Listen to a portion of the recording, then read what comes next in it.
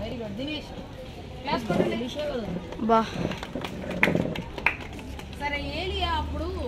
ఇశ్రాయేల్ రాజు బయల్జెబూబు అనేటువంటి ప్రవక్త దగ్గరికి వెళ్ళి నేను మళ్ళీ లెగుస్తానో లేదో తెలుసుకోవాలి అని చెప్పినప్పుడు వాళ్ళ మీద కోపం వచ్చి ఆకాశం నుండి ఏం రావాలని సీను చెప్పాడు దినేష్ చెప్పాడు సీను దినేష్ పంచదశాధిపతి అంటే అర్థం పంచదశాధిపతి అంటే 50 పాంచ్ అంటే 5 దశ అంటే 10 పాంచ్ అంటే ఎంత 5 × 10 50 ఎక్కడ పడిపోతాడు ఆయన పైనుంచి ఎందులో ఉండి ఫస్ట్ ఫ్లోర్ నుండే కానీ ఎందులో అదే తమ్ముడు బాగా చెప్తున్నారు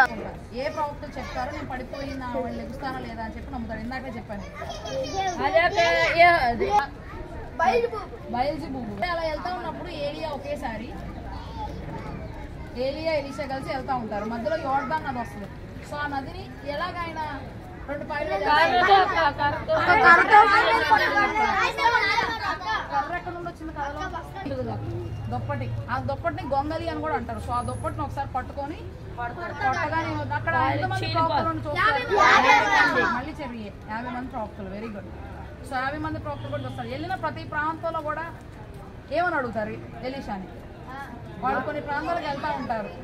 సో ఆ ప్రాంతాలకు వెళ్తూ ఉన్న టైంలో